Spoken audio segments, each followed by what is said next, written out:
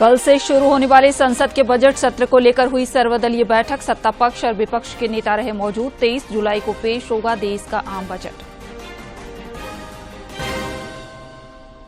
विधानसभा अध्यक्ष ने जामताड़ा में विकास योजनाओं का जाना हाल। गढ़वा में मंत्री मिथिलेश ठाकुर ने पुस्तकालय भवन की रखी आधारशिला।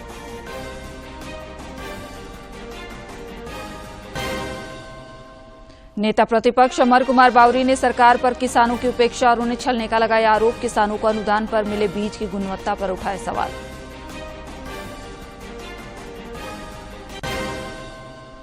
और गुरु पूर्णिमा पर श्रद्धालुओं ने लगाई आस्था की डुबकी। प्रधानमंत्री समेत कई राजनेताओं ने दी शुभकामनाएं। आज से विश्व प्रसिद्ध श्रावणी मेले का हुआ आगाज।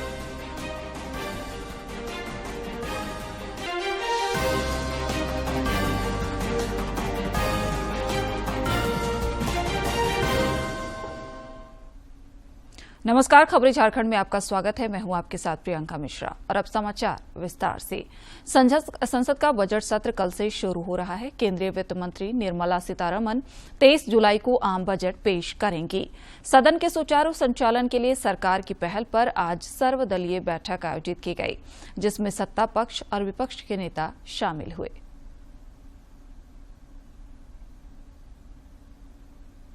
देश के आम बजट को लेकर सभी लोग आशान्वित हैं। सरकार द्वारा देश में बुनियादी ढांचे के विकास के लिए कई पहल किए गए हैं।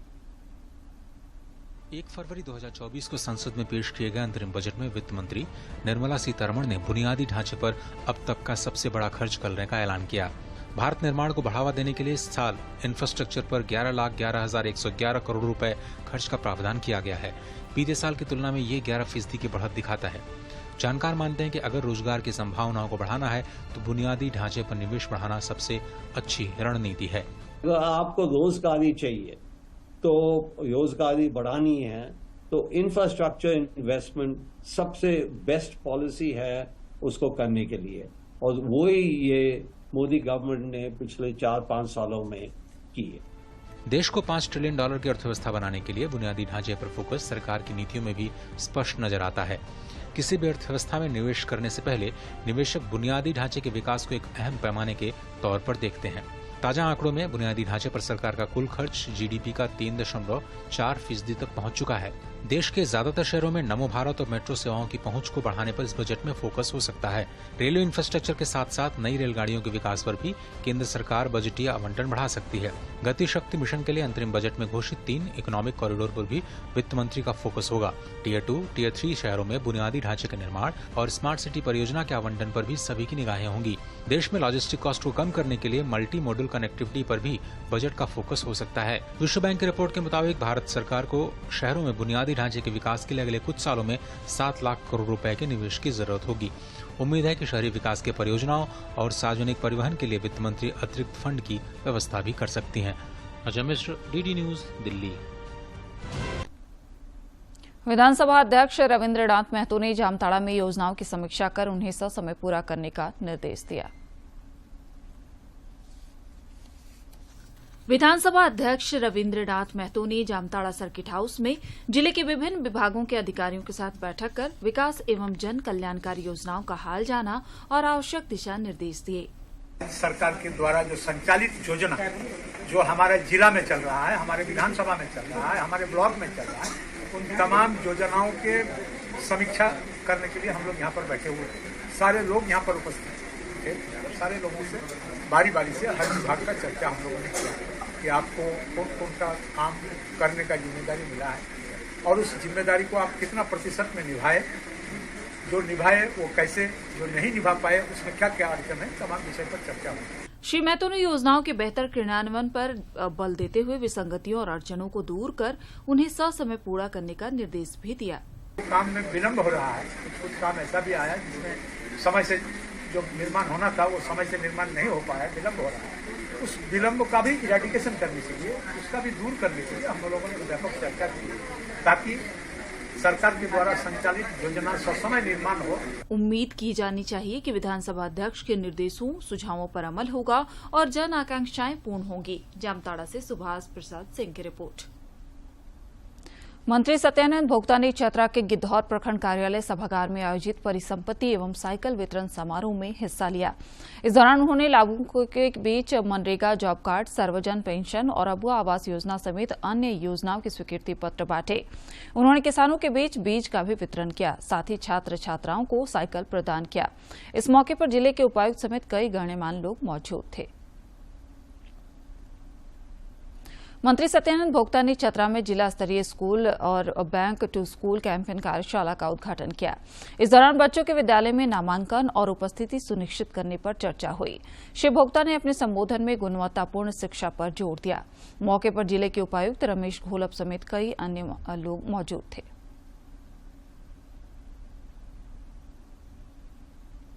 पेयजल एवं स्वच्छता मंत्री मिथिलेश ठाकुर ने गढ़वा समाणालय भवन के पीछे अत्याधुनिक पुस्तकालय भवन की आधारशिला रखी। समाणालय भवन के पीछे 3,71,08,000 रुपए की लागत से अत्याधुनिक सुविधाओं से लैस पुस्तकालय भवन बनेगा। पेयजल एवं स्वच्छता मंत्री मिथिलेश कुमार ठाकुर ने कल इसकी आधारशिला रखी। इस पुस्तकालय में 1,000 लोग बैठ सकेंगे। गढ़वा वासियों के लिए एक बहुत ही अत्याधुनिक सुविधाओं से युक्त, इसको ई लाइब्रेरी भी कह सकते हैं, 1,000 लोग जिसमें एक साथ बैठकर अध्ययन कर सकते हैं विभिन्न माध्यमों से, हार्ड कॉपी पुस्तकों से, कंप्यूटर के माध्यम से। ये पूरी तरह से इंटरनेट से लैस होगा और ई एजुकेशन की भी यहाँ पर पूरी तरह से सुविधा होगी। श्री ठाकुर ने भरोसा जताया कि पुस्तकालय छात्रों और शिक्षा प्रेमियों के लिए मील का पत्थर साबित होगा। ये गढ़वा के छात्र छात्राओं, गढ़वा के जो प्रतियोगी परीक्षाओं में जो हमारे बच्चे बच्चियां हिस्सा लेते हैं और उन्हें दूर दराज के क्षेत्रों में जाकर, बड़े शहरों में जाकर जो कोचिंग नहीं कर पाते हैं, उनके लिए भी एक बहुत बड़ा मील का पत्थर साबित होगा। इस दौरान पेयजल एवं स्वच्छता मंत्री मिथिलेश कुमार ठाकुर ने गुरुजनों को सम्मानित भी किया। इस मौके पर उपायुक्त शेखर जमुआर और पुलिस अधीक्षक दीपक कुमार पांडे समेत अन्य लोग उपस्थित थे। गढ़वा से विजेंद्र तिवारी की रिपोर्ट। राज्य के सभी राजनीतिक दल विधानसभा चुनाव की तैयारियों में जुट चुके हैं। बीजेपी के प्रदेश चुनाव प्रभारी और केंद्रीय कृषि मंत्री शिवराज सिंह चौहान भी लगातार राज्य का दौरा कर रहे हैं। वो चुनाव में पार्टी के बेहतर प्रदर्शन को लेकर आशान्वित हैं। दूरदर्शन से खास बातचीत में उन्होंने राज्य की मौजूदा गठबंधन सरकार पर निशाना साधा। विधानसभा चुनाव को लेकर भाजपा ने अपनी पूरी तैयारी कर ली है। इस वक्त हमसे बातचीत करने के लिए केंद्रीय मंत्री शिवराज सिंह चौहान हैं, उनसे बातचीत करेंगे। भारतीय जनता पार्टी पूरी तरह तैयार हैं। हर विधानसभा क्षेत्रों में हमारे सम्मेलन हो गए और कार्यकर्ता संकल्पबद्ध हो चुका है। सरकार को बदलना है और इसके लिए हमारे कार्यकर्ता पूरी तरह से तैयार हैं। राज्य में भ्रष्टाचार एक बड़ा मुद्दा है, दूसरी तरफ कानून व्यवस्था पे भी सवाल उठ रहे हैं। यहाँ पर जो झारखंड में सरकार, कानून है ना व्यवस्था है, या क्या बचा है? कुछ है ही नहीं है। पैसे लाओ ऑर्डर ले जाओ, ये लाइन ऑर्डर का मतलब है। और भ्रष्टाचार भी ऐसा कि नोटों के पहाड़ निकल रहे हैं। एक तरफ यहाँ पहाड़ के पहाड़ गायब हो रहे हैं खनन के नाम पर, और दूसरी तरफ नोटों के पहाड़ मिल रहे हैं।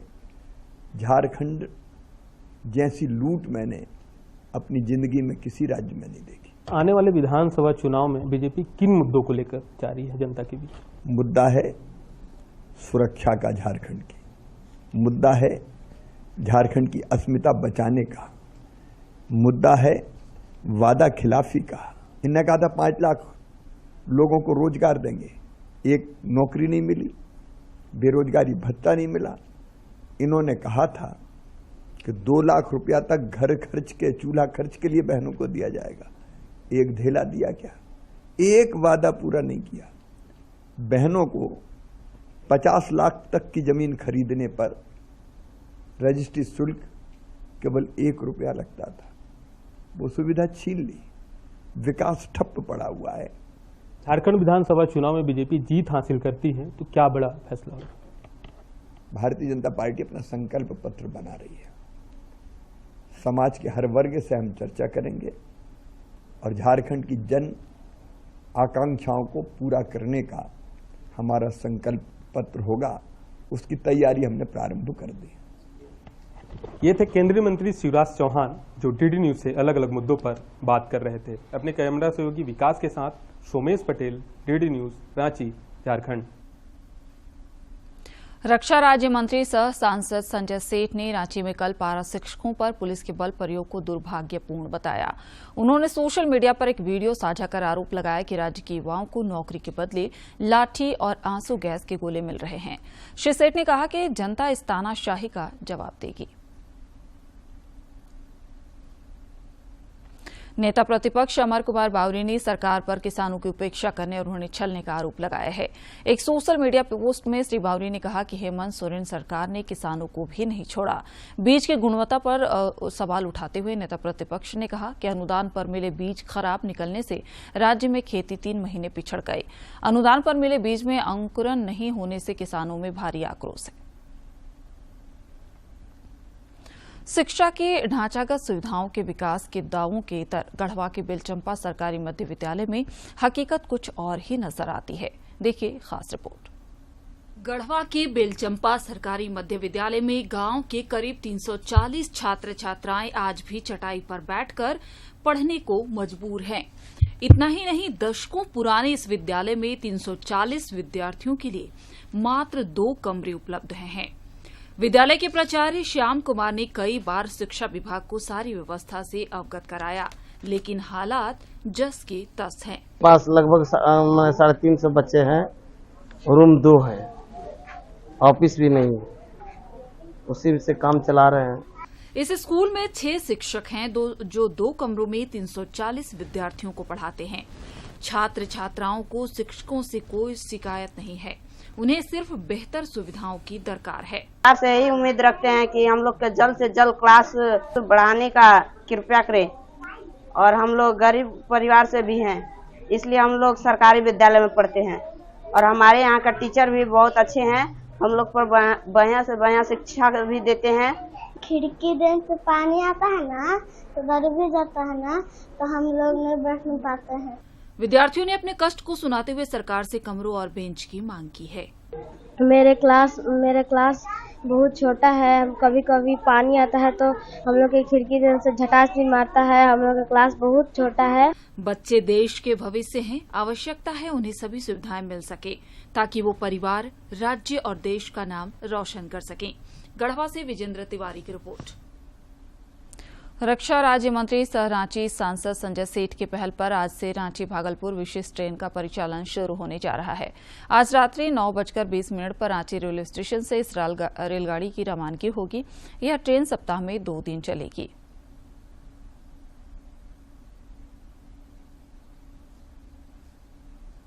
नई दिल्ली में आज से विश्व धरोहर समिति की बैठक शुरू हो रही है, जो 31 जुलाई तक चलेगी। प्रधानमंत्री नरेंद्र मोदी विश्व धरोहर सम्मेलन का उद्घाटन करेंगे।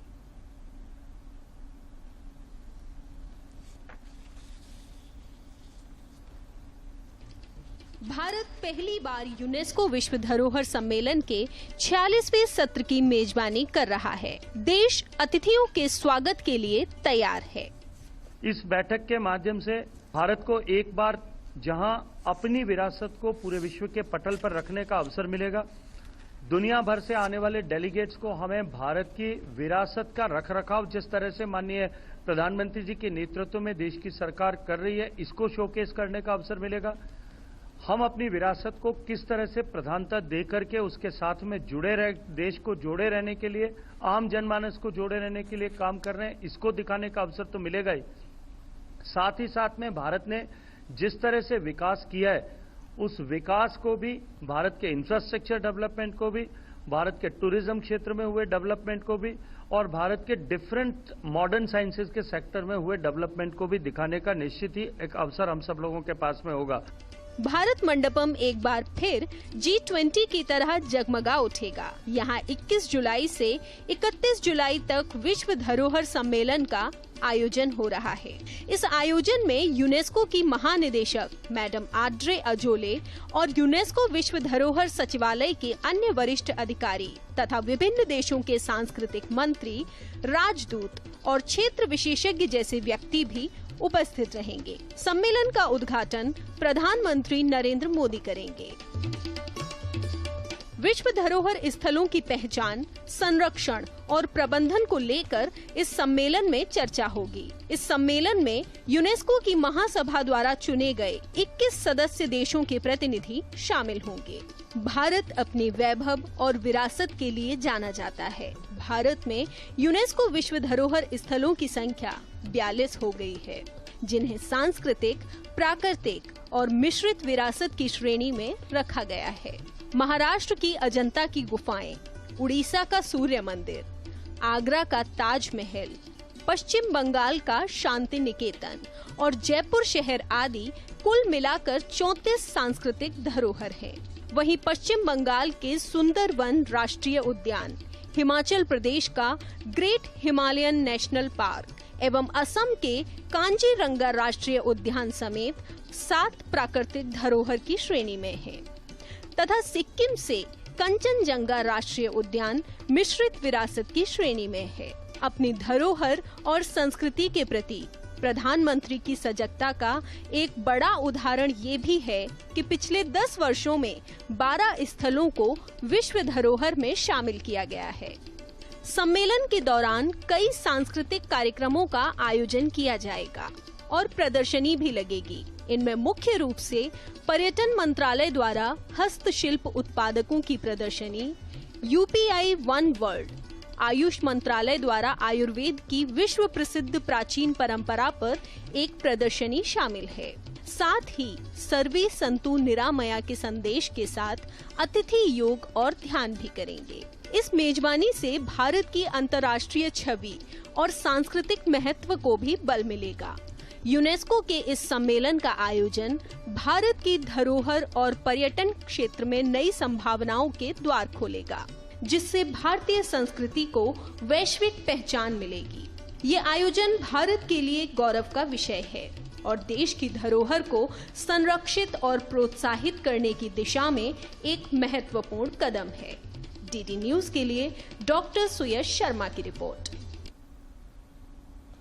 गुरु पूर्णिमा पर आज श्रद्धालुओं ने पवित्र नदियों में आस्था की डुबकी लगाई। प्रधानमंत्री नरेंद्र मोदी समेत कई राजनेताओं ने गुरु पूर्णिमा पर देशवासियों को शुभकामनाएं दी हैं। गुरु पूर्णिमा के मौके पर आज हरिद्वार में हर की पौड़ी समेत सभी गंगा घाटों पर बड़ी संख्या में श्रद्धालु आस्था की डुबकी लगा रहे हैं। गुरु पूर्णिमा को आषाढ़ी पूर्णिमा और साथ में व्यास पूर्णिमा के नाम से भी जाना जाता है, क्योंकि इस दिन महर्षि वेद व्यास का जन्म हुआ था। इस दिन शिष्य अपने गुरु की विशेष पूजा अर्चना करते हैं।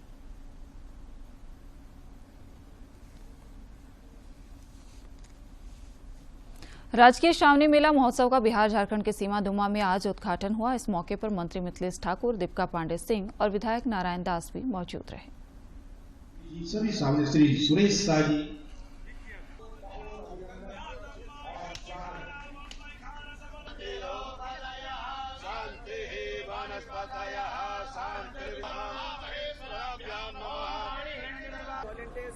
पुलिस प्रशासन हो, यह सुनिश्चित करना राज्य सरकार की प्राथमिकता पर है।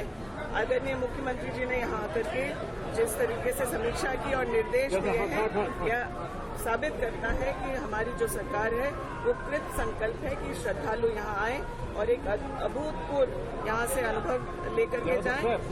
सभी लोग सुचारू रूप से अपना जलाभिषेक कर सकें, बाबा का आशीर्वाद ले सके।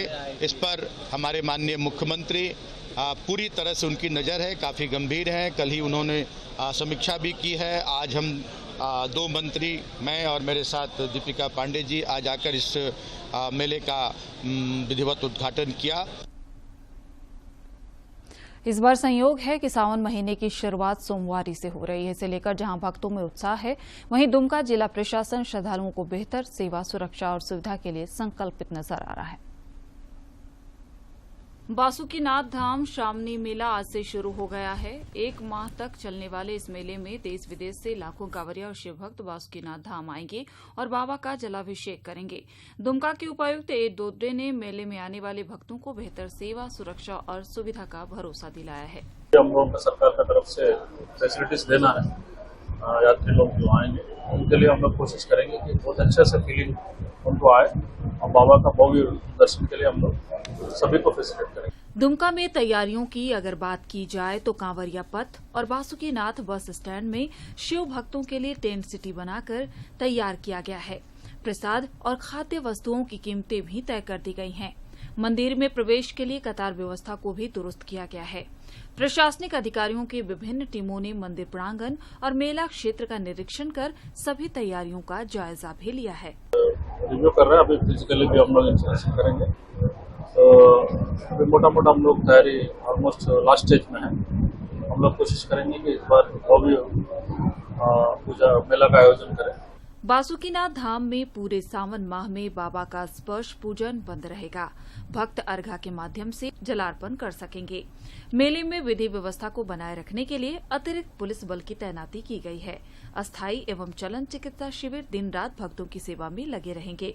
दुमका से आरके नीरद की रिपोर्ट। प्रधानमंत्री नरेंद्र मोदी इस महीने की 28 तारीख को सवेरे 11 बजे देश विदेश के लोगों के साथ अपने विचार साझा करेंगे। इस कार्यक्रम को लेकर सुझाव और राय तथा प्रेरक कहानियां नमो ऐप, माई गॉव इंडिया, फोन और टोल फ्री नंबर 1800117800 पर साझा किए जा सकते हैं। के कुछ किस्से, कहानी कुछ सफलताओं की, अनकही विरासत की, उम्मीदें नए भारत की। महीने के आखिरी रविवार का रहता है इंतजार। ब्रह्मपुत्र के घाट से हिमालय के विस्तार तक होती है मन की बात प्रधानमंत्री के साथ। तो सुनिए इस महीने 28 जुलाई सुबह 11 बजे मन की बात आकाशवाणी और दूरदर्शन के सभी चैनलों पर। आप भी माननीय प्रधानमंत्री के मन की बात का हिस्सा बन सकते हैं। इसके लिए आप अपने सुझाव post box number 111 Akashvani Delhi पर भेज सकते हैं या फिर नमो ऐप या माई गॉव के ओपन फोरम में पोस्ट कर सकते हैं। तो याद रखें, रविवार 28 जुलाई सुबह 11 बजे मन की बात।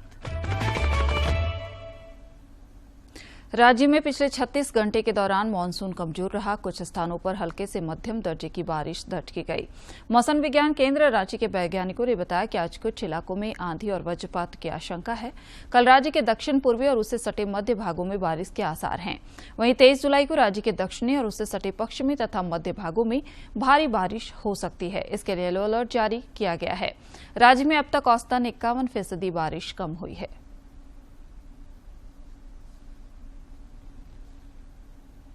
और अब देखते हैं फटाफट अंदाज में जिलों की खबरें।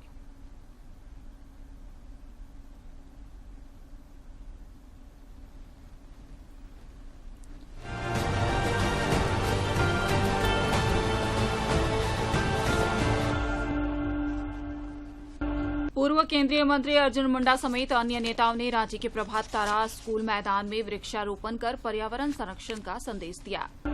मंत्री मिथिलेश ठाकुर के समक्ष गढ़वा विधानसभा क्षेत्र के कई लोगों ने जेएमएम की सदस्यता ग्रहण की। इस दौरान श्री ठाकुर ने सभी का स्वागत और अभिनंदन किया। लोहरदगा उपायुक्त डॉक्टर वाघमारे प्रसाद कृष्ण की अध्यक्षता में शनिवार को जिला स्तरीय अनुकंपा समिति की बैठक आयोजित की गई। बैठक में प्रस्तावित कुल 3 मामलों पर विभागवार चर्चा हुई और सर्वसम्मति से सभी मामलों को अनुमोदित किया गया। धनबाद स्थित गुरु नानक कॉलेज में G20 global platform for development विषय पर 2 दिवसीय राष्ट्रीय सेमिनार शनिवार से शुरू हो गया। कॉलेज कैंपस में आयोजित सेमिनार के उद्घाटन सत्र के मुख्य अतिथि विनोद बिहारी महतो कोयलांचल विश्वविद्यालय के कुलपति प्रोफेसर रामकुमार सिंह मौजूद रहे। दुमका जिले के रामगढ़ प्रखंड के नौनिहाट में जमीन पर जबरन कब्जे के मामले में हुए गोलीकांड के मामले में पुलिस ने हंसडीहा थाने में प्राथमिकी दर्ज कर ली है। जमीन के रैयत नौनिहाट गांव निवासी कामेश्वर भंडारी के लिखित बयान पर दर्ज प्राथमिकी में 46 व्यक्तियों को नामजद किया गया है, जबकि 55 अज्ञात व्यक्ति को आरोपी बनाया गया है। गिरिडीह जिले में नवविवाहिता की ससुराल में संदेहास्पद परिस्थितियों में मौत हो गई। यह घटना गांडे थाना क्षेत्र की है। घटना को लेकर मृतका के मायका पक्ष के लोगों ने ससुराल वालों पर हत्या का आरोप लगाया है। रांची पुलिस का वाहन सिमडेगा जिले में दुर्घटनाग्रस्त हो गई, जिससे अभियुक्त सहित 4 पुलिसकर्मी घायल हो गए। यह घटना सिमडेगा के ठेठई टांगर थाना क्षेत्र में हुई है। सभी घायलों का इलाज सदर अस्पताल में किया जा रहा है। अंत में मुख्य समाचार एक बार फिर। कल से शुरू होने वाले संसद के बजट सत्र को लेकर हुई सर्वदलीय बैठक। सत्ता पक्ष और विपक्ष के नेता रहे मौजूद। 23 जुलाई को पेश होगा देश का आम बजट।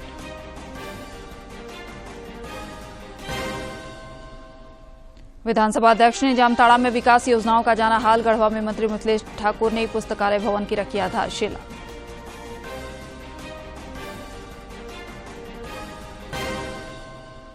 नेता प्रतिपक्ष अमर कुमार बावरी ने सरकार पर किसानों की उपेक्षा और उन्हें छलने का लगाया आरोप। किसानों को अनुदान पर मिले बीज की गुणवत्ता पर उठाए सवाल।